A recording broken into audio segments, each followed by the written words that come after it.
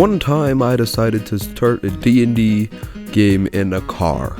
Yes, a car. It's a very long road trip. I decided to start a D&D game in there. Well, not a D&D game. It was still a TTRPG, but it was a Star Wars TTRPG from 1992. Anyway, it was a sandbox style game, and the players I had two players, and they weren't exactly good guys. Sorry, they weren't exactly good guys, and how they would operate is one was a bounty hunter and the other was a definitely not a Sith Lord. He was like a failed Jedi kind of thing with a vibroblade. It was cool. The player who was like a failed Jedi was trying to quote unquote rid the Jedi Council of corruption. Yeah, he's basically, and how he was doing this, he was trying to rid everybody of corruption, and how he was doing this is he was trying to infiltrate both the Sith and the Jedi, and basically take them over. He was lying a lot to people. It got kind of ridiculous. And so this was set in the Old Republic era. If you know anything about that era, it's 4,000 years before the time of the original trilogy. And there's the Jedi Council and the Sith are winning a massive war.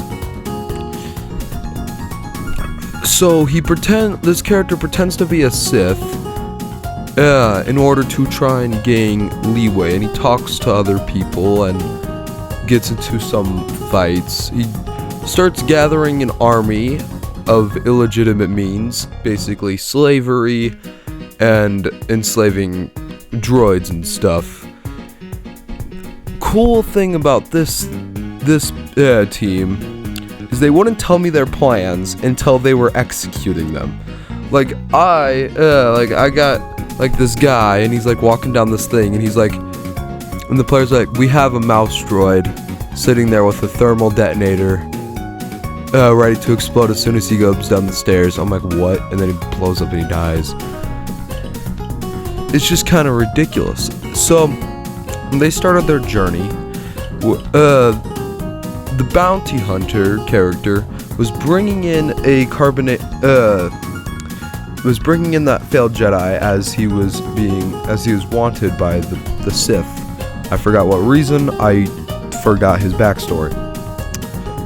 Anyway, he was part of the 401st, the special forces for the Republic, but he was betrayed by them. And so then he was wanted by the Sith, and the bounty hunter was bringing him in. Frozen in carbonite, the bounty hunter went to go collect his reward.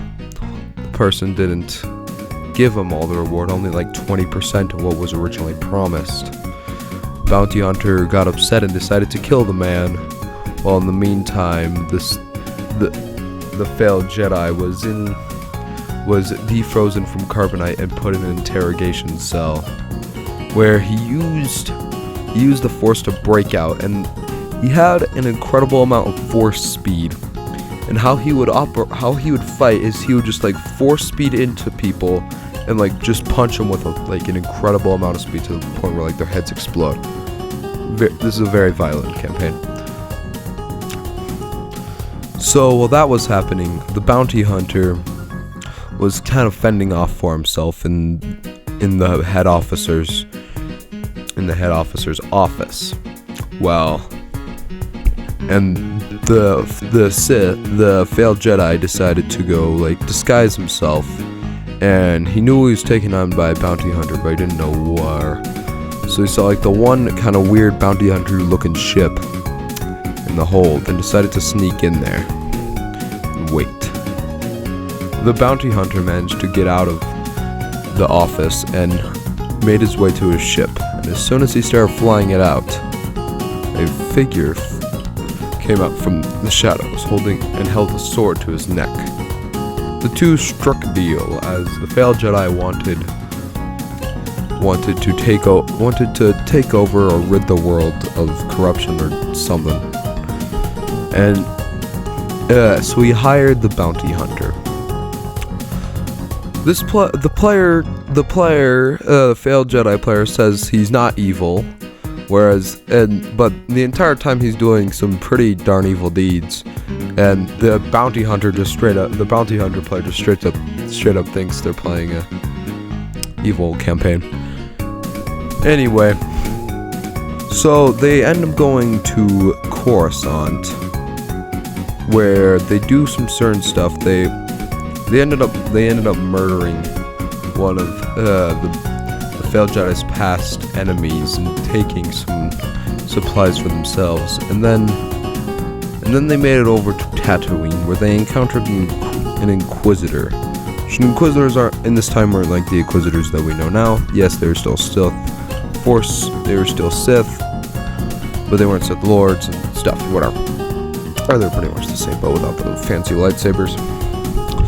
This Inquisitor was overlooking a slave operation, and this slave operation was with Wookiees, humans, just all sorts. A whole Wookiee family was enslaved here.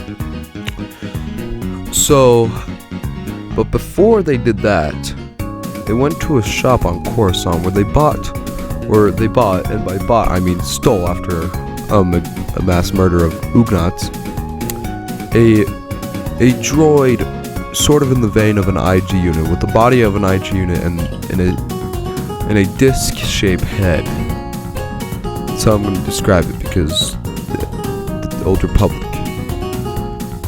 So they trained this robot with